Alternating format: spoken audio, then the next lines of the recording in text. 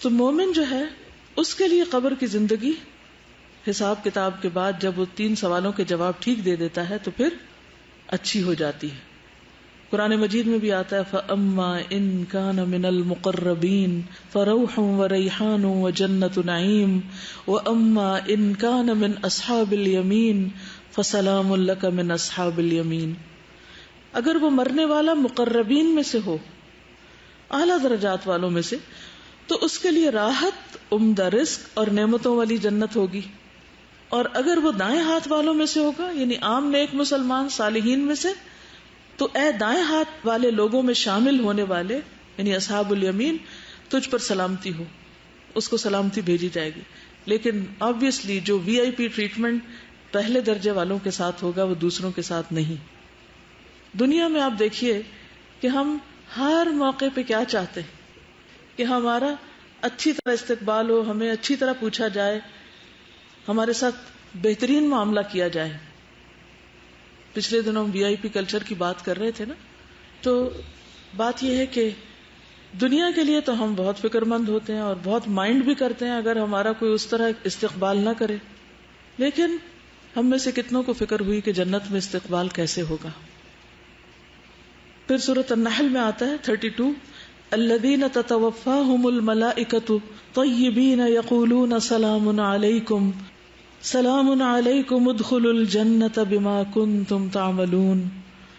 وہ پرہیزگار جو پاک سیرت ہوتے ہیں، فرشتے ان کی روح قبض کرنے آتے ہیں تو کہتے ہیں تم پر سلام ہو، جو اچھے عمل تم کرتے رہے اس کے صلے میں جنت میں داخل ہو جاؤ. تو گویا قبر ان کے لیے کیا بن جاتی ہے؟ جنت کے باغوں میں سے ایک باغ، جنت کا ٹکڑا.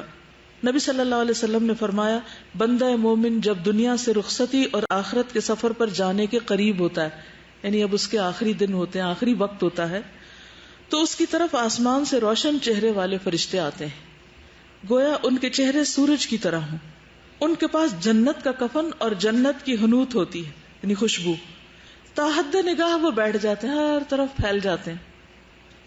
پھر ملک الموت اس کے سرہانے پہ آ کے بیٹھ جاتے ہیں اور وہ کہتے ہیں اے نفس مطمئنہ، اللہ کی مغفرت اور خوشنودی کی طرف چلو. چنانچہ اس کی روح اس طرح بہہ کر نکل جاتی ہے جیسے مشکیزے کے منہ سے پانی کا قطرہ بہہ جاتا ہے.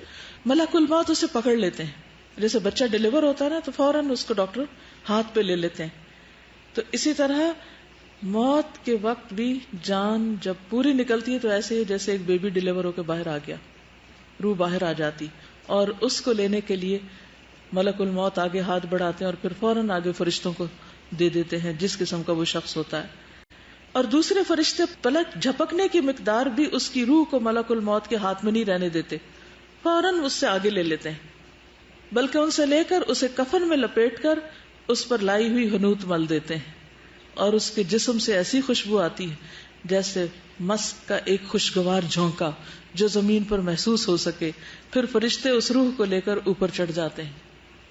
مجھے بالکل ہسپتال کا منظر نظر آ رہا ہے، جب کبھی شاید آپ کو موقع ملا ہو کسی ڈیلیوری کو دیکھنے کا، کہ جیسے جو ہی بیبی باہر آتا ہے تو فٹافٹ اس کو آگے دے دیا جاتا ہے نرسز کو، اور پھر اس کے بعد اس کو لپیٹ دیا جاتا ہے اور فوراً اس کی ٹیک کیئر کی جاتی ہے کہ اب آگے اس کے ساتھ کیا کرنا ہے. اگر اس کے اندر اس کو سانس نہ آ رہا ہو یا جو بھی حسب ضرورت اس کو نیکسٹ لیول کی مدد دی جا رہی ہوتی.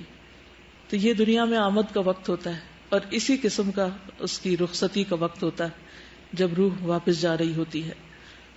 مومن کی روح جب نکلنے والی ہوتی ہے تو وہ اللہ سے ملاقات کو پسند کرتا ہے. نبی صلی اللہ علیہ وسلم نے فرمایا مومن کو جب موت آتی ہے تو اسے اللہ کی خوشنودی اور اس کے ہاں اس کی عزت کی خوشخبری دی جاتی ہے. اس وقت مومن کو کوئی چیز اس سے زیادہ عزیز نہیں ہوتی جو اس کے آگے ہوتی، اس لیے وہ اللہ سے ملاقات کا خواہش مند ہو جاتا ہے اور اللہ بھی اس کی ملاقات کو پسند کرتا ہے. اس کے برعکس جو منافق یا کافر ہوتا ہے اس کو جب پتہ چلتا ہے کہ بھیانک فرشتے اس کی خبر لینے آئے ہیں، بھیانک شکلوں والے، تو پھر اس کی روح بھاگتی ہے، نکلنا نہیں چاہتی، ریزسٹ کرتی ہے اور وہ اللہ سے ملاقات کو ناپسند کرتا ہے. کیوں؟ کیونکہ اب وہ ظاہر ہے کہ ایک مجرم کی حیثیت سے وہ جا کے کھڑا ہوگا تو کیسے منہ دکھائے. جیسے کوئی مجرم رنگے ہاتھوں پکڑ لیا جائے تو وہ کیا چاہتا ہے، اس کو آگے لے جایا جائے؟ نہیں، وہ بھاگنے کی کوشش کرتا ہے، ریزسٹ کرتا ہے، بچنے کی، چھپنے کی، ادھر ادھر ہونے کی. یہی کیفیت اس شخص کی ہوتی ہے. پھر آسمان والوں کا نیک روح کو مسلسل مرحبا کہنا. فرشتے مومن کی روح کو آسمان کی طرف چڑھا لے جاتے ہیں. آسمان کا دروازہ کھلتا ہے، پوچھا جاتا ہے یہ کون ہے؟ کہا جاتا ہے فلاں شخص ہے. وہ کہتے ہیں مرحبا پاک نفس جو پاک بدن میں تھا. پاک نفس پاک بدن میں، تزکیہ ہو چکا تھا اس کا، اور وہ پاکیزہ بدن میں تھا، صاف ستھرا، کلین. داخل ہو جاؤ اے قابل تعریف اور خوش ہو جاؤ اللہ کی رحمت سے اور خوشبو سے، یعنی خوشبوئیں ہیں اس کے لیے، اور اس مالک سے جو تجھ پر ناراض نہیں ہے. برابر اسے یہی کہا جاتا ہے یہاں تک کہ روح اس آسمان تک پہنچتی ہے جہاں اللہ عز و جل ہے، یعنی علیین تک اس کو سب سے بلند جگہ تک پہنچا دیا جاتا ہے. ہر آسمان کے فرشتوں کا اگلے آسمان تک روح کو چھوڑنے جانا، یعنی اسکارٹ کرتے ہیں اس کو پیچھے سے، یعنی صرف چھوڑ نہیں دیتے بلکہ آگے تک پہنچا کے آتے ہیں، اتنے خوش ہوتے ہیں.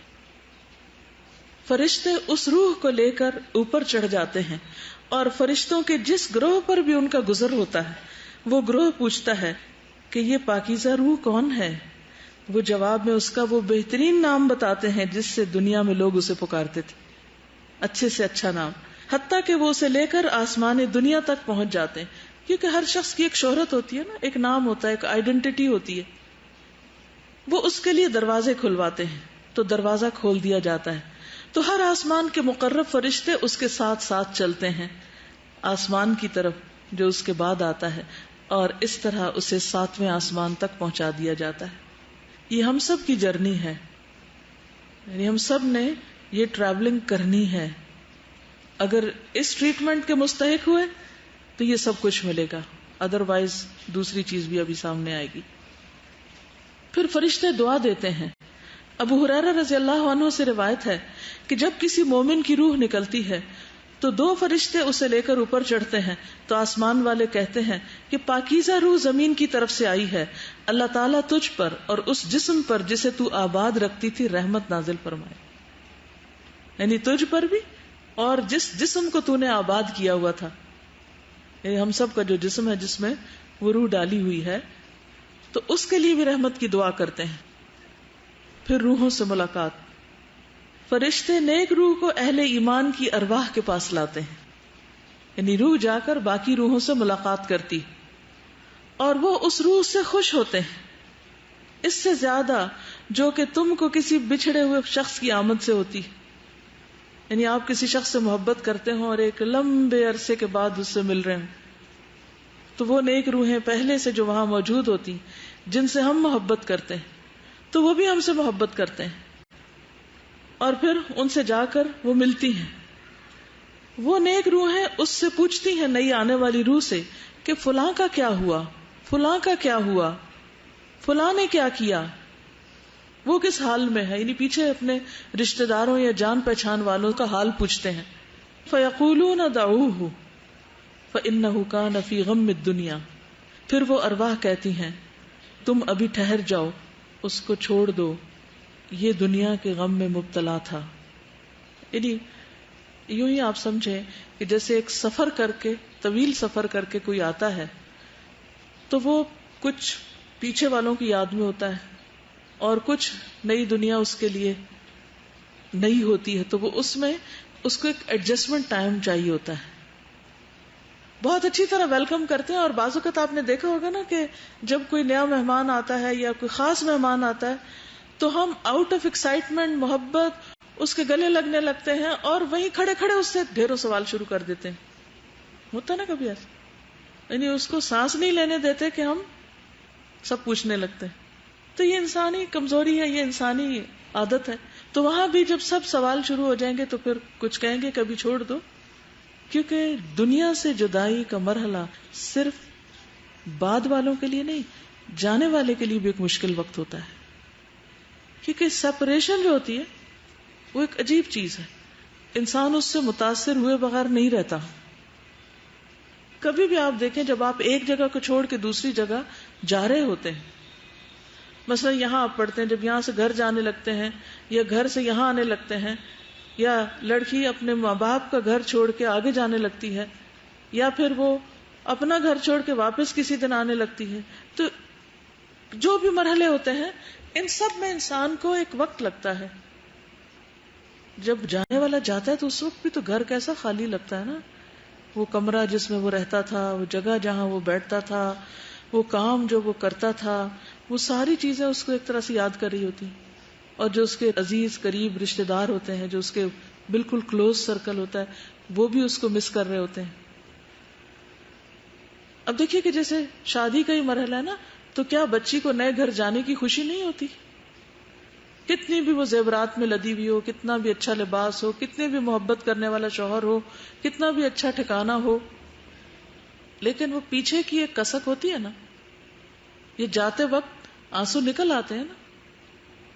پھر جب سسرال کے گھر میں جیسے جا کے بیٹھتی، وہ گھر تو وہی ہوتا ہے ایک طرح سے جس کو لوگ آخر تک بھی ایکسپٹ نہیں کرتے، لیکن وہ جو ایک ٹرانزیشنل فیز ہوتا ہے، اس کے اپنے کچھ اثرات ہوتے ہیں. ایک اور حدیث میں آتا ہے، سلسلہ صحیحہ کی حدیث ہے، ابو ایوب کہتے ہیں جب مسلمان بندے کی روح قبض کی جاتی ہے تو پہلے فوت ہونے والے اللہ تعالیٰ کے بندے اس کا استقبال کرتے ہیں، جیسے دنیا میں لوگ خوشخبری دینے والے کو خوشی میں ملتے ہیں. جب وہ بندے اس سے سوال کرنا چاہتے ہیں تو وہ ایک دوسرے کو کہتے ہیں کہ اپنے بھائی کو آرام کرنے دو، وہ دنیا کی بے چینی اور پریشانی میں مبتلا تھا. کیونکہ کئی دفعہ ایسا بھی ہوتا ہے کہ انسان بیمار ہوتا ہے مرنے سے پہلے، اور ایک لمبی بیماری کاٹ کے فوت ہوتا ہے، یا اس پر کچھ حالات تنگ ہوتے ہیں، تو وہ ابھی یہ جو ایک فیز سے دوسرے فیز میں آیا نا، تو وہ اس کی رعایت کر رہے ہوتے ہیں. بالآخر وہ پوچھتے ہیں کہ فلاں کیا کر رہا تھا، اگر کسی کا کوئی بچہ ہے پیچھے، یا ماں باپ ہے، یا کوئی بیوی ہے، یا کوئی اور ہے، کہ وہ کیا کر رہے ہیں. فلاں بہن کی سنائیں، اس کی شادی ہو گئی تھی، یہ الفاظ ہیں. ما فعلت فلانۃ هل تزوجت. جب وہ کسی ایسے آدمی کے بارے میں سوال کرتے ہیں جو اس سے پہلے مر چکا ہوتا ہے، اور وہ جواب دیتا ہے کہ وہ تو مجھ سے پہلے مر چکا، وہ بہن تو دنیا سے پہلے مر کے جا چکی، وہ تو مجھ سے پہلے آ گئی تھی، تو وہ کہتے ہیں انا للہ و انا الیہ راجعون. وہ یہاں نہیں پہنچی، وہ یہاں نہیں آئی، کیونکہ ہر آنے والے کو ان کو پتا ہوتا ہے کون کون آ گیا. اس کا مطلب یہ ہوا کہ وہ اپنے ٹھکانے جہنم میں چلا گیا، وہ دوسری روحوں کے پاس چلا گیا. وہ برا ٹھکانہ ہے، بری پرورش گاہ ہے. اللہ تعالیٰ کے ان بندوں پر ان کے نیک اعمال پیش کیے جاتے ہیں. جب وہ اچھا عمل دیکھتے ہیں تو خوش ہو جاتے ہیں اور کہتے ہیں اے اللہ، یہ تیری اپنے بندے پر نعمت ہے، تو اس کو پورا کر دے. اور جب وہ برا عمل دیکھتے ہیں تو کہتے ہیں اے اللہ، اپنے بندے پر رجوع کر. پھر روح کو آسمان سے دوبارہ نیچے لایا جاتا ہے قبر کے حساب کتاب کے لیے. اب آپ کہتے ہوں گے کہ چند گھنٹے بعد تو دفنا دیا جاتا ہے، تو اتنی دیر میں واپس کہاں سے آتا ہے؟ نبی صلی اللہ علیہ وسلم کتنی دیر میں واپس آ گئے تھے آسمان سے؟ چند گھنٹوں کی بات تھی. مسند احمد کی روایت ہے، جب روح کو 7ویں آسمان تک لے جایا جاتا ہے تو اللہ تعالیٰ فرماتے ہیں میرے بندے کا نامہ اعمال علیین میں لکھ دو اور اسے واپس زمین کی طرف لے جاؤ، کیونکہ میں نے اپنے بندوں کو زمین کی مٹی ہی سے پیدا کیا، اسی میں لوٹاؤں گا اور اسی سے دوبارہ نکالوں گا. چنانچہ اس کی روح جسم میں واپس لوٹا دی جاتی. اب پھر اٹھا کے اس کو بٹھایا جاتا ہے اور اگلے مرحلے اب آتے ہیں.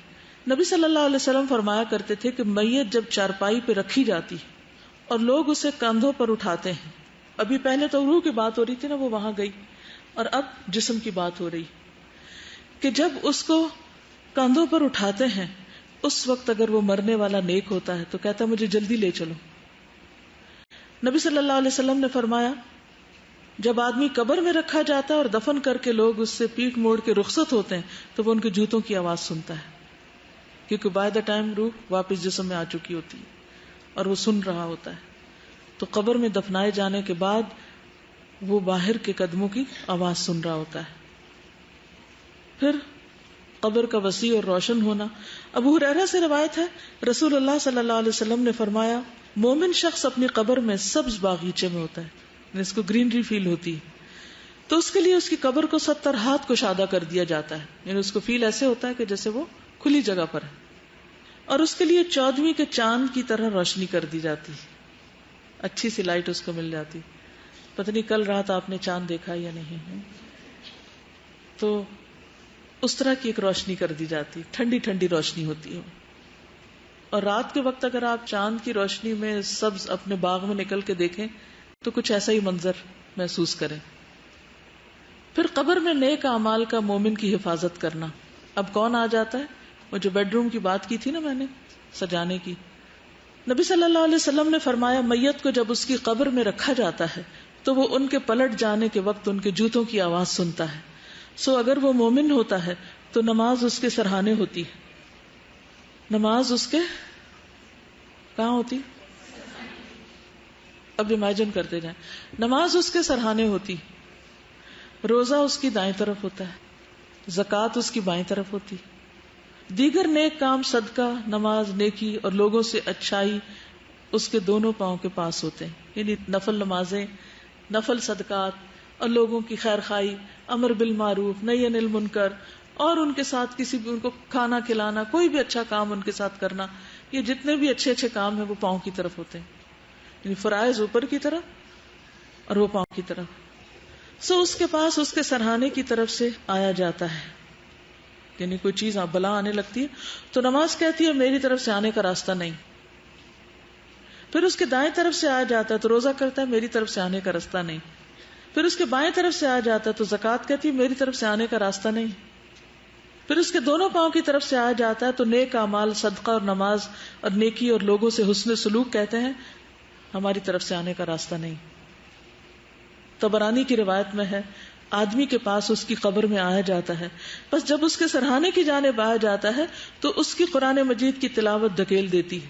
تو اس سے پتہ چلتا ہے کہ نماز کے علاوہ قرآن کی تلاوت بھی سر کی طرف ہے. جب اس کے دونوں ہاتھوں کی طرف یعنی سائڈ سے آیا جاتا ہے تو اس کو صدقہ دھکیل دیتا ہے. جب اس کے پاؤں کی جانب سے آیا جاتا ہے تو اس کا مسجد کی طرف جانا اسے دھکیل دیتا ہے. یعنی پاؤں سے جو نیک کام کیے ہوتے ہیں چل کر. تو اس میں کنٹراڈکشن نہیں، اس میں ایڈیشن ہے. یعنی وہ چیزیں بھی ہیں اور اس پر مزید یہ نیکیاں بھی ہیں. کچھ تو ہوتی ہے نا کہ جیسے ایک دیوار ہوتی ہے پھر اس کے اوپر اس کا پینٹ اور اس کے خوبصورتی اور ڈیکوریشن، تو اسی طرح کچھ چیزیں تو سالڈ نیکیاں ہیں جیسے فرائض ہیں، پھر اس کے بعد جو نوافل وغیرہ ہیں وہ اس کو اور ڈیکوریٹ کر دیتے ہیں. پھر مومن کا نماز کی فکر کرنا، قبر میں بھی نماز کی فکر کرتا ہے. قبر میں دفن کرنے کے بعد اس سے کہا جاتا ہے کہ بیٹھ جاؤ، سٹ ڈاؤن. سو وہ بیٹھ جاتا ہے.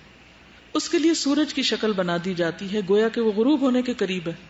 جیسے میں اسکرین کی بات کی نا تو اس کو ایسا منظر دکھایا جاتا ہے جیسے سورج ڈوبنے لگا ہو.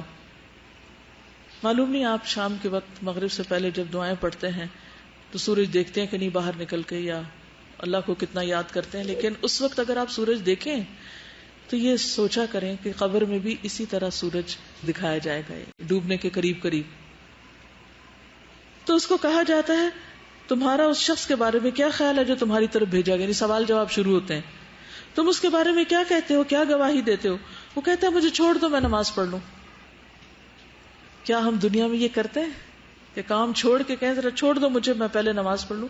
مطلب بچے تنگ کر رہے ہوں، کوئی اور کام ہو. ہم تو الٹا کیا کرتے ہیں، اچھا ایک کام کر لوں پھر ذرا نماز پڑھیں گے، اور اٹھتے اٹھتے بھی ادھر ہاتھ مار ادھر مار، وہ بھی کر وہ بھی کر، اور آخر وقت کر دیتے ہیں. جبکہ مومن اس سے برعکس ہوتا ہے، وہ کہتا ہے چھوڑو مجھے، پہلے میں نماز پڑھ لوں پھر باقی باتیں بعد میں کریں گے. کیا کسی کے لمبے فون پر آپ نے کبھی کہا کہ ذرا میں نماز پڑھ لوں؟ کسی ملاقاتی کو آپ نے معذرت کی کہ میں ذرا نماز پڑھ لوں پھر آپ سے بات کرتا ہوں؟ ہم اللہ کی خاطر لوگوں کو ناراض نہیں کر سکتے، کیونکہ ہم کہتے ہیں یہ مائنڈ کر جائیں گے، پتہ نہیں کیا ہو جائے گا، پھر یہ چھوٹ جائیں گے، پھر ہم سے ٹوٹ جائیں گے، پھر یہ چلے جائیں گے. اور جنہوں نے جانا ہوتا ہے وہ تو ویسے ہی چلے جاتے ہیں، وہ ہم سے پوچھ کے تھوڑی جاتے ہیں. وہ کہتے ہیں تم یقیناً ایسا کرو گے، پہلے ہمیں اس بارے میں خبر دو جو ہم تم سے سوال کر رہے ہیں. تمہاری اس شخص کے بارے میں کیا رائے ہے جو تمہاری طرف بھیجا گیا، تم اس کے بارے میں کیا کہتے ہو اور کیا گواہی دیتے ہو؟ فرمایا پس وہ کہتا ہے کہ وہ محمد صلی اللہ علیہ وسلم ہے، میں گواہی دیتا ہوں کہ وہ اللہ کے رسول ہیں اور وہ اللہ کے پاس سے حق لے کر آئے ہیں. اس کو کہا جائے گا تو نے اسی پر زندگی گزار دی. کس پر؟ جو رسول اللہ لائے تھے صلی اللہ علیہ وسلم, اور تو اسی پر فوت ہوا اور اسی پر تجھے اٹھایا جائے گا انشاءاللہ. تو کتنا ضروری ہے کہ اس چیز کے ساتھ زندگی گزاریں جو آپ لائے, اسی پہ موت آئے اور اسی کے ساتھ اٹھیں. یہ پرائرٹی نمبر 1 ہونی چاہیے ہماری. اور باقی چیزیں بھی ساتھ لے کے چلیں, لیکن باقیوں کی خاطر اس کو نہ چھوڑ دیں. پھر یہ کہ مومن کو قبر کے سوال و جواب میں مدد دی جاتی. نبی صلی اللہ علیہ وسلم نے فرمایا جب انسان کو دفن کر کے اس کے ساتھی چلے جاتے ہیں تو ایک فرشتہ جس کے ہاتھ میں گرز ہوتا ہے, گرز کہتے ہیں لوہے کے ہیمر کو, آ کر اسے بٹھا دیتا ہے اور اس سے محمد صلی اللہ علیہ وسلم کے متعلق پوچھتا ہے کہ تم اس آدمی کے متعلق کیا کہتے ہو. اگر وہ مومن ہو تو کہہ دیتا ہے کہ میں اس بات کی گواہی دیتا ہوں کہ اللہ کے علاوہ کوئی معبود نہیں, اور یہ کہ محمد صلی اللہ علیہ وسلم اس کے بندے اور رسول ہیں. یہ سن کر فرشتہ کہتا ہے کہ تم نے سچ کہا. پھر اسے جہنم کا ایک دروازہ کھول کر دکھایا جاتا ہے اور اس سے کہا جاتا ہے اگر تم اپنے رب کے ساتھ کفر کرتے تو تمہارا ٹھکانہ یہاں ہوتا, لیکن چونکہ تم اس پر ایمان رکھتے تھے اس لیے تمہارا ٹھکانہ دوسرا ہے. یہ کہہ کر اس کے لیے جنت کا ایک دروازہ کھولا جاتا ہے اور دوسرا منظر دکھایا جاتا ہے. پھر وہ اٹھ کر جنت میں داخل ہونا چاہتا ہے تو فرشتہ اسے سکون سے رہنے کی تلقین کرتا ہے اور اس کی قبر کشادہ کر دی جاتی. کسی نے پوچھا یا رسول اللہ صلی اللہ علیہ وسلم وہ فرشتہ تو ہاتھ میں گرز لے کر جس کے بھی سامنے کھڑا ہوگا اس پہ گھبراہٹ طاری ہو جائے گی. نبی صلی اللہ علیہ وسلم نے فرمایا اللہ ایمان والوں کو کلمہ توحید پر ثابت قدم رکھتا ہے. یہ اسی آیت کا معنی ہے یثبت اللہ الذین آمنوا بالقول الثابت فی الحیات الدنیا وفی الآخرہ. لیکن یہ دیکھ لیں کہ سوال کرنے والا ہے کتنا سخت. آپ نے دیکھا ہوگا کہ اگر کوئی ٹیچر مہربان ہو اور پیار سے بات کرے, سوال آرام سے کرے تو نالائق سے نالائق اسٹوڈنٹ بھی جواب دے پاتا ہے. لیکن اگر ٹیچر سخت مزاج ہو تو اچھا بھلا ذہین طالب علم بھی گھبرا اٹھتا ہے. اسی لیے صحابہ نے پوچھا کہ وہ لوہے کا ہیمر دیکھ کے تو ہم سب کو ڈر لگے گا, پھر فرمایا اللہ تعالیٰ ثابت قدمی دے گا کیونکہ دنیا میں تم توحید پر تھے. اگر ہم سو کے بھی اٹھتے ہیں یا پھر ہم بہت گہری نیند سوئے ہوں, کوئی ہمیں اچانک سے اٹھا دے تو ہم لوگوں کو بالکل ہوش ہی نہیں ہوتا کہ ہم سے کیا بات پوچھی جا رہی ہے, ہم جواب ہی نہیں دے سوال پاتے شروع کر دے. یعنی وہ کوئی اور بات کرنا بھی چاہتے کہ نہیں, سوال کا جواب دو. اس کو تھوڑا سا آپ سمجھ سکتے ہیں کہ اگر کسی کا ایسا ایکسپیرینس ہوا ہو کہ رات سوتے وقت کسی کے گھر میں چور داخل ہو گئے بندوقوں کے ساتھ یا کوئی اسلحے کے ساتھ, تو ان کی گھبراہٹ کا کیا عالم ہوگا. اکثر ایسے وہم بھی آ جائے نا, کسی کو خیال بھی آ جائے رات کو سوتے وقت کہ کیا پتا کوئی ایسا نہ داخل ہو جائے تو کیا بنے گا. کبھی خیال آیا آپ کو؟ یعنی چور ایک ایسی چیز ہے یا ڈاکو کہ جس سے ہر ایک کو ڈر لگتا ہے. تو کسی ایسے منظر, کسی ایسے واقعے کو اگر آپ دل میں لا کے اس کیفیت کو محسوس کریں تو شاید سمجھ میں آئے. استاذہ جب ہم چھوٹے تھے تو ایک دفعہ نا ہتھوڑا گروپ کا ایک بہت مشہور ہو گیا کہ وہ ہتھوڑوں سے نا لوگوں کو مارتے ہیں, اور باقاعدہ ایسی خبریں آتی تھی کہ کوٹ کے ان کے سر بہت, یعنی ایک دہشت تھی. تو مجھے وہ ٹائم جو ہے نا وہ کبھی نہیں بھولا, اور مجھے اپنا آپ یاد ہے کہ میں راتوں کو سو نہیں پاتی تھی. یعنی مجھے یہ خوف آتا تھا کہ وہ آ جائیں گے دیوار پھلانگ کے اور اسی طرح سب کے سر کوٹیں گے اور وہ کریں گے. اتنی خوفناک وہ چیز تھی. بہت خبریں عام ہوتی تھی, یعنی اکثر یہ حادثات ہو رہے تھے. کوئی شاید 80s کے ارلی 80s کی بات ہے یہ. ابھی پچھلے ہفتے ہمارے ساتھ والے گھر میں ڈاکہ پڑا, رات کو 2-2:30 بجے جو تھے وہ آ گئے ان کے یہاں. اور یہ دیکھیے کہ اب جو ہو رہا ہے نا کہ قبر میں کوئی کسی کی ہیلپ نہیں کرے گا. اب ہم بالکل ساتھ اور ہمیں نہیں پتا, اور میں بستر پہ لیٹے ہوئے فائرنگ کی آواز سن رہی تھی کہ فائرنگ ہو رہی ہے, اور بڑے کلوزلی پتا چل رہا تھا, لیکن یہ نہیں پتا چل رہا تھا کہاں ہو رہی ہے. اور اب جو ثابت قدمی والی بات ہے کہ ایسے موقع پر آدمی شکر اس بات پہ کرتا ہے کہ ہوا یہ کہ یہ کافی افراد, 10 افراد تھے گھر میں سب لوگ. تو یہ نیچے سے جب یہ اوپر جا رہے تھے کچھ لوگوں کو لے کر, تو ایک لڑکی جو بیٹھی تھی اس نے سامنے سے کچھ بھانپ لیا اور دوڑ کے وہ باتھ روم میں گھس گئی اور اس نے لاک کر لیا. اتفاق سے جیسے آج کل ہر وقت موبائل ہاتھ میں ہوتا ہے, موبائل ہاتھ میں تھا, اور جو باتھ روم جا کے اس نے 15 کو فون کر دیا. اب یہ جو ثابت قدمی ہوتی ہے نا کہ اس وقت عقل کہاں سے آئے اتنی کہ ایک دم سے اس کو حالات میں موبائل اٹھانا ہے اور بھاگتے ہوئے وہ کرنا ہے. اور یہ بھی اللہ کا کرنا ہوا کہ ان چوروں کو یہ نہیں پتا چلا کہ ایک لڑکی باتھ روم میں, تو وہ نقصان نہیں ہوا جو ہو سکتا تھا. تو اللہ نے جو ثابت قدمی اس وقت دی ہوتی ہے، یہ بلیسنگ کے سوا کچھ نہیں ہوتی. دیکھیے دنیا میں تو پھر بھی انسان کسی کو موبائل پہ مدد کے لیے بلا لیتا ہے، ہمسائے ساتھ آ جاتے ہیں، لیکن قبرستان سے کون کس کو موبائل کر سکتا ہے؟ ساتھ والی قبر سے بھی اٹھ کے کوئی نہیں آ سکتا. جو کچھ اپنے پاس ہوگا بس وہی ہوگا. لیکن ہم کتنے دھوکے میں ہوتے ہیں نا کہ دوسرے لوگوں کی خاطر اپنا دین بیچے چلے جاتے ہیں. کبھی بچوں کی خاطر، کبھی بہن بھائیوں کی خاطر، کبھی دوستوں کی خاطر اپنی آخرت برباد کیے چلے جا رہے ہوتے ہیں. نبی صلی اللہ علیہ وسلم نے فرمایا اگر مرنے والا نیک آدمی ہو تو فرشتے اسے اس کی قبر میں اس طرح بٹھاتے ہیں کہ اس پر کوئی خوف اور گھبراہٹ نہیں ہوتی. پھر اس سے پوچھا جاتا ہے کہ تم نے کس دین میں وقت گزارا تھا، یعنی ما دینوں کو. وہ کہتا ہے اسلام میں. پوچھا جاتا ہے وہ کون آدمی تھا جو تمہارے پاس آیا تھا؟ وہ کہتا ہے اللہ کے رسول محمد صلی اللہ علیہ وسلم، جو کہ اللہ عز و جل کی طرف سے ہمارے پاس واضح نشانیاں لے کر آئے اور ہم نے ان کی تصدیق کی. پھر اللہ کا مومن کے جواب کی تصدیق کرنا اور جنت کا لباس اور خوشبو کا ملنا. مومن جب یہ جواب دے دیتا ہے تو سنن نبی داؤد کی روایت ہے، پھر ایک آواز لگانے والا آواز لگاتا ہے کہ میرے بندے نے سچ کہا، پس اس کے لیے جنت کا بستر بچھا دو اور اسے جنت کے کپڑے پہنا دو اور اس کے لیے جنت میں ایک دروازہ کھول دو. پھر جنت کی ہوا اور خوشبو اس کے پاس آتی اور اس کی قبر حد نگاہ تک کشادہ کر دی جاتی، اور جنت کی ہوا ایئر کنڈیشن کی ہوا سے زیادہ اچھی ہوگی اور اس کی خوشبو ہمارے ایئر فریشنر سے زیادہ بہترین. ایک فوبیا ہوتا ہے نا کہ جب آپ کہیں چھوٹی جگہ پہ ہوتے ہو تو ایک دم سے آپ کو گھبراہٹ ہوتی ہے. مجھے تھوڑا سا وہ ہوتا ہے. تو جب گاڑی میں بھی میں کئی دفعہ ہوتی ہوں نا تو مجھے وہ شروع ہو جاتا ہے ہونا. تو جب بھی میں قبر کے بارے میں سوچتی ہوں میں ہمیشہ یہی سوچتی ہوں کہ ایک پیرالائزڈ انسان ہے اور وہ کلاسٹروفوبک ہے اور اس کو ایسی جگہ پہ آپ بند کر دیں تو اس کی جو دہشت ہوگی نا وہ قبر سے کوئی نہیں کر سکتا. بالکل. لیکن اس میں وسعت اور اس میں ہوائیں اور خوشبوئیں اور اچھا لباس، یہ سب اس کے لیے ہے جس کے جواب درست ہوں گے. اگر ہم غور کریں تو ہم دیکھیں کہ اللہ تعالیٰ ہم سب کو وقتاً فوقتاً ڈیتھ کا ایکسپیرینس کرواتے ہیں خواب کی صورت میں. یعنی خواب میں جب ہم کبھی بھیانک خواب دیکھتے ہیں اور پھر اب شکر ادا کرتے ہیں جب ہماری آنکھ کھلتی ہے.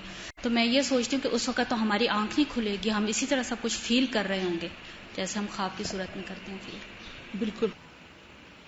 کیوڑا سالٹ مائنز جانے کا اتفاق ہوا تو وہاں ہم 4000 فیٹ جو ہے اس کی ڈیپتھ میں گئے.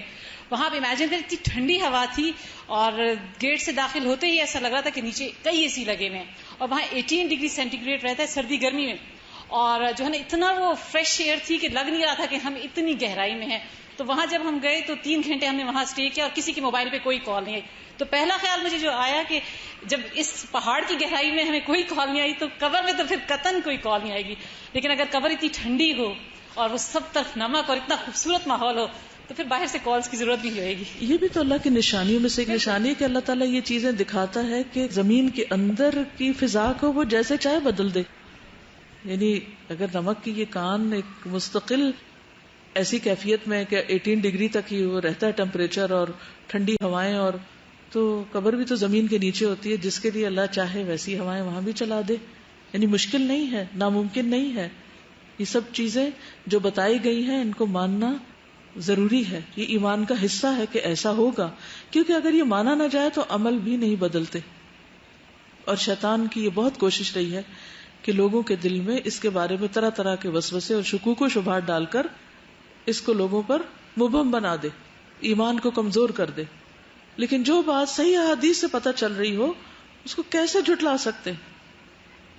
پھر نیک اعمال کا قبر کی تنہائی کو دور کرنا.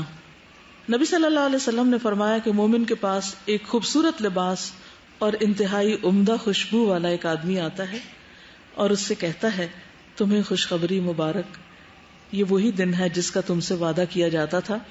وہ اس سے پوچھتا ہے کہ تم کون ہو؟ تمہارا چہرہ ہی خیر کا پتہ دیتا ہے. وہ جواب دیتا ہے میں تمہارا نیک عمل ہوں. اس پر وہ کہتا ہے کہ اے میرے رب، قیامت ابھی قائم کر دے تاکہ میں اپنے اہل خانہ اور مال میں واپس لوٹ جاؤں، یعنی سب سے جا ملوں. پھر صدقہ کا قبر کی آگ بجھانا. عقبہ بن عامر سے مروی ہے کہ نبی صلی اللہ علیہ وسلم نے فرمایا صدقہ کرنے والوں کی قبروں سے حرارت بجھاتا ہے، اور مومن روز قیامت اپنے صدقے کے سائے میں ہوگا. یہ سلسلہ صحیحہ میں سے ہے، یعنی صدقہ قبروں کی حرارت کو بجھاتا ہے.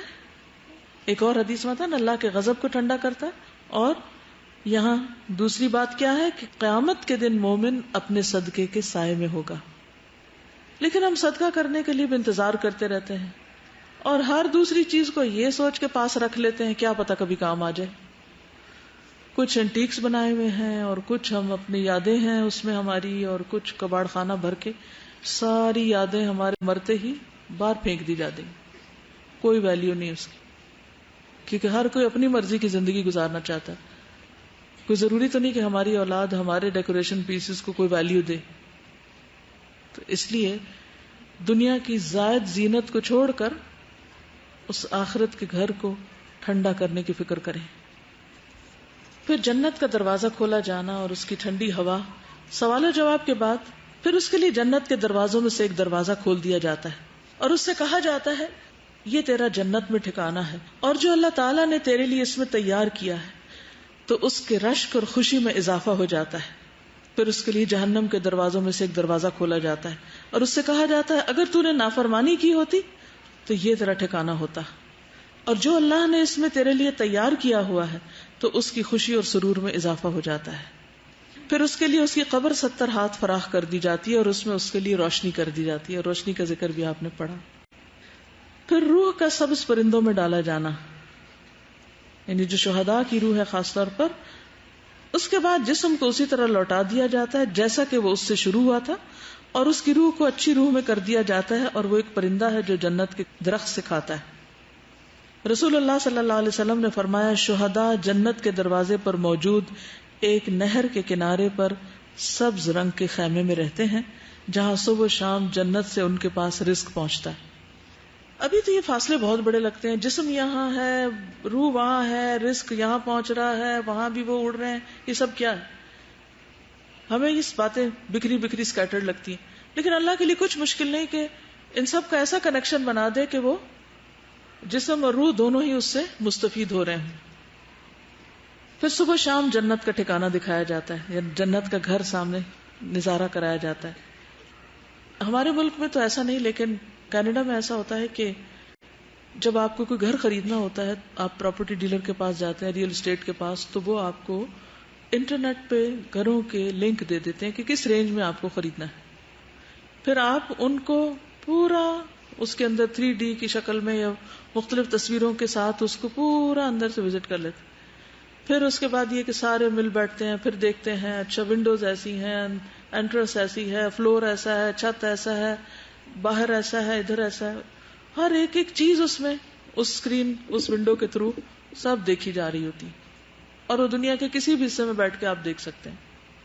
یہ اگر انسانوں نے دنیا میں اپنے گھروں کے لیے سسٹم کر رکھا ہے کہ اس گھر کو خریدنے سے پہلے آپ اس میں گھوم پھر کے دیکھ لیں، کیونکہ سائٹ پہ جانا تو مشکل ہوتا ہے، بعض اوقات سبھی مصروف ہیں، یا دور دور فاصلے ہوتے ہیں، یا آپ کو ایک سٹی سے دوسری میں موو ہونا ہے اور آپ رینٹ پہ لے رہے ہیں گھر تو بھی آپ دیکھنا چاہتے ہیں، تو آپ اس اسکرین پہ سب کچھ دیکھ سکتے ہیں کہ آپ کہاں جانے والے ہیں. تو یہاں بھی آپ دیکھیے کہ مرنے کے بعد قبر میں آخری گھر جو ہے جنت کا گھر، اس کی بھی سیر کرائی جاتی ہے کہ یہ ہے تمہارا گھر. اسی لیے قیامت کے دن جب جنت میں جائیں گے تو آتا نا کہ عرفہا لہم، وہ جنت جس کی اللہ نے ان کو پہلے سے پہچان کرا دی، ان کو پتا ہے کہ وہ ان کا گھر کون سا ہے. رسول اللہ صلی اللہ علیہ وسلم نے فرمایا جب تم میں سے کوئی آدمی مر جاتا ہے تو صبح و شام اس کا ٹھکانہ اس پر پیش کیا جاتا ہے. اگر وہ جنت والوں میں سے ہے تو جنت والوں کا مقام، اور اگر دوزخ والوں میں سے ہوتا ہے تو دوزخ والوں کا مقام اسے دکھا دیا جاتا ہے، اور اس سے کہا جاتا ہے کہ یہ تیرا ٹھکانہ ہے جب تک کہ اللہ تعالیٰ قیامت کے دن تجھے اٹھا کر اس جگہ نہ پہنچا دے. اب آپ دیکھیے کہ قیامت کے دن اس میں جانا ہے، لیکن پھر بھی قیامت کے دن کا اٹھنا اور حساب کتاب اور پل صراط پار کرنا یہ اپنی جگہ ہے، چاہے پتہ بھی ہو کہ آگے جنت ہے. یہ بالکل ایسے ہی جیسے آپ اگر کسی دوسرے ملک میں جا کے رہنا چاہتے ہیں اور یہاں سے آپ نے گھر ور دیکھ لیا، سب کچھ کر لیا، پیمنٹ بھی ہو گئی، آپ کے نام بھی ہو گیا، سب ہو گیا، لیکن اس ملک تک پہنچنے کے لیے آپ کو جہاز پر بھی بیٹھنا ہے، اور اس سے پہلے آپ کو ایئرپورٹ پہ بھی جانا ہے، اور وہاں آپ کی اسکریننگ بھی ہونی ہے، اور وہاں آپ کا سامان تولا بھی جانا ہے، وہاں آپ سے امیگریشن نے کویسچن بھی کرنے ہیں کہ آپ جا کہاں رہے ہیں، اور پھر جہاں اتریں گے وہاں بھی پوچھا جائے گا کہ کہاں آئے، کیوں آئے. یہ پروسیس اپنی جگہ چلنا ہے.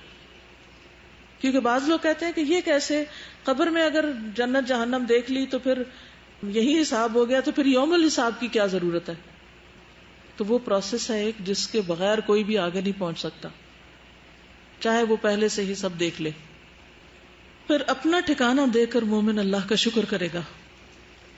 مسند احمد میں ہے، ہر جنتی کو جہنم میں اس کا ٹھکانہ دکھایا جاتا ہے، اور وہ کہتا ہے کہ اگر اللہ نے مجھے ہدایت نہ دی ہوتی تو میں یہاں ہوتا، اور پھر وہ اس پر شکر کرتا ہے.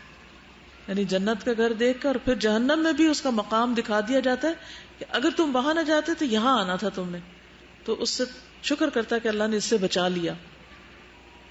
پھر جنت کا کھانا، ایک انصاری صحابی سے مروی ہے، مسند احمد کی روایت ہے کہ ایک مرتبہ ہم لوگ رسول اللہ صلی اللہ علیہ وسلم کے ہمراہ ایک انصاری کے جنازے میں نکلے. میں اس وقت نوعمر تھا اور اپنے والد کے ساتھ تھا. رسول اللہ صلی اللہ علیہ وسلم قبر کے کنارے بیٹھ گئے اور قبر کھودنے والے کو تلقین کرنے لگے کہ سر کی جانب سے اسے کشادہ کرو اور پاؤں کی جانب سے اسے کشادہ کرو، اس کے لیے جنت میں بہت سے خوشیں ہیں. یعنی شہداء کو تو رزق ملتا ہی، تو کچھ لوگ جو مرتے ہیں وہ شہیدوں کی جیسی موت مرتے ہیں، یا ان کو بھی شہادت کی خوشخبری دی جاتی، تو ہو سکتا ہے ان کے لیے بھی رزق آتا ہو. یہ غیب کی بات ہے نا، ہمارا غیب پر ایمان ہے، اللہ کے نبی نے بتایا ایسا ہی ہوگا. ایک روز میں ایک پروگرام دیکھ رہی تھی تو اس میں ایک گور کن اپنے تجربے بتا رہا تھا کہ جب وہ قبر کھودتے ہیں تو کیا ہوتا ہے. تو اسے بتا رہا تھا کہ کچھ قبریں ہم کھودنے لگتے ہیں اور ہم تھوڑی سی کھودتے ہیں تو وہ جگہ کھلی کھلی ملنے لگتی ہے. یعنی ہم پاؤں کی طرف سے کھولتے ہیں تو کھل جاتی ہے، یعنی جگہ کھلتی جاتی. اور کچھ لوگوں کے لیے ہم کھودتے جاتے قبر کھلی نہیں ہو پاتی. آخر منزل تو اللہ ہی کو پتا ہے، لیکن مجھے بڑی حیرت ہوئی کہ یہ کیا بات کر رہا ہے. تو اس حدیث کے بعد مجھے سمجھ میں آتا ہے کہ نبی صلی اللہ علیہ وسلم جب قبر کھدواتے تھے اس وقت بھی انسٹرکشن دیتے تھے کہ کھلی کھلی کھودو، یعنی صرف مردے کو پھینکنے والی بات نہ ہو. پھر قبر میں سکون.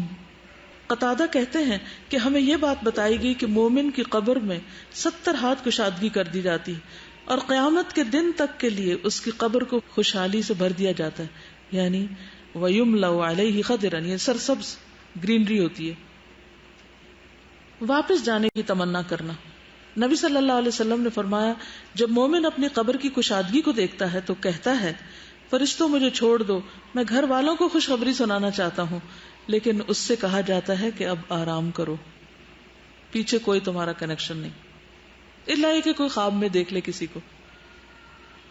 پھر مومن کو سلا دیا جاتا ہے، آرام کروایا جاتا ہے. اس کی قبر میں 70 گز لمبائی چوڑائی میں فراخی کر دی جاتی ہے، پھر اس کے لیے اس میں روشنی کر دی جاتی ہے. پھر اس سے کہا جاتا ہے سو جاؤ، تو وہ کہتا ہے میں اپنے گھر والوں کی طرف لوٹ جاؤں، میں انہیں خبر دے آؤں. تو دونوں کہتے ہیں اس دلہن کی طرح سو جاؤ جسے کوئی نہیں جگاتا مگر وہ جو اس کو سب سے زیادہ پیارا ہوتا ہے، یہاں تک کہ اللہ تعالیٰ اسے اس کی اس خوابگاہ سے اٹھائے گا، یعنی قیامت کے دن. یہ صحیح ترغیب و ترہیب کی روایت ہے. یعنی پھر وہ قبر میں لیٹ جاتا ہے جیسے سو رہا ہو آرام سے، اور وہ سوتے میں جیسے انسان خواب دیکھتا ہے تو وہ سب کچھ نظر آ رہا ہوتا ہے، تو اس کو وہ نظر بھی آ رہے ہوتے ہیں جنت دوزخ، اور وہ ان نظاروں کو انجوائے کر رہا تھا. نہیں گویا ایک اسکرین اس کو دے دی جاتی ہے کہ گھومتے پھرو. اور یعنی آج کی ٹرمز میں سمجھنے کے لیے بات کر دی جاتی ہے، حقیقت اللہ ہی جانتا ہے. یہ مت کہیے کہ کوئی اس کو اس طرح انٹرپریٹ نہ کرے کہ وہاں ٹی وی لگا دیا جاتا ہے. یعنی مانا یہ ہے کہ صرف سمجھنے کے لیے کہ جیسے دنیا میں ہم بعض اوقات بیڈ روم میں آرام سے لیٹے ہوتے ہیں، ٹھنڈا ماحول ہوتا ہے، اور پھر سوچتے ہیں کہ اچھا کچھ دیکھ لیں اور دیکھنا شروع کر دیتے ہیں اور دیکھ دیکھ کے انجوائے کر رہے ہوتے ہیں. تو وہاں بھی جو جنتی ہوگا وہ نظاروں کو دیکھ دیکھ کے خوش ہو رہا ہوگا، اور ویسے وہ آرام کی نیند سو رہا ہوگا، اور پھر قیامت کے دن اس کو آرام سے اٹھا دیا جائے گا. شہداء کی خصوصی مہمان نوازی ہوگی. مسروق سے روایت صحیح مسلم کی ہے کہ ہم نے حضرت عبداللہ سے اس آیت کے بارے میں سوال کیا، جنہیں اللہ کے راستے میں قتل کیا جائے انہیں مردہ گمان نہ کرو بلکہ وہ زندہ ہیں، اپنے رب کے پاس سے رزق دیے جاتے ہیں. اب آپ دیکھیے کہ شہداء کو بھی قبر میں دفن کیا جاتا ہے، اور ان کے بارے میں قرآن بتاتا ہے کہ ان کو رزق دیا جاتا ہے. اب باقی احادیث کو تو آپ کہہ سکتے ہیں جی حدیث ہے، لیکن یہاں تو قرآن بھی یہ کہتا ہے، تو یہ ساری احادیث قرآن کے موافق ہی جا رہی ہیں. تو کیا ہوتا ہے؟ تو وہاں وہ اپنے رب کے پاس رزق دیے جاتے ہیں. تو انہوں نے کہا ہم نے بھی رسول اللہ صلی اللہ علیہ وسلم سے اس کے بارے میں سوال کیا تھا کہ اس آیت کا کیا مطلب ہے. تو آپ نے فرمایا ان کی روحیں سرسبز پرندوں کے جوف یعنی پیٹ میں ہوتی ہیں، ان کے لیے ایسی قندیلیں ہیں، یعنی ایسے شینڈلیئرز ہیں جو عرض کے ساتھ لٹکی ہوئی ہیں، اور وہ روحیں جنت میں گھومتی پھرتی رہتی ہیں، جہاں چاہیں انہی قندیلوں میں واپس آ جاتی ہیں. ان کا رب ان کی طرف مطلع ہو کر فرماتا ہے، نہیں توجہ کر کے، کیا تمہیں کسی چیز کی خواہش ہے؟ کچھ چاہیے؟ وہ عرض کرتے ہیں ہم کس چیز کی خواہش کریں، حالانکہ ہم جہاں چاہتے ہیں جنت میں پھرتے ہیں، یعنی ہم جہاں جہاں چاہتے ہیں گھومتے پھرتے ہیں. اللہ تعالیٰ ان سے 3 مرتبہ اس طرح فرماتا ہے. جب وہ دیکھتے ہیں کہ انہیں کوئی چیز مانگے بغیر چھوڑا نہیں جائے گا تو وہ عرض کرتے ہیں رب ہم چاہتے ہیں کہ آپ ہماری روحیں ہمارے جسموں میں ڈال دیں یہاں تک کہ ہم تیرے راستے میں پھر قتل کیے جائیں. یعنی اس موت میں اتنی لذت ہے. جب اللہ دیکھتا ہے کہ انہیں اب کوئی ضرورت نہیں تو انہیں چھوڑ دیا جاتا ہے.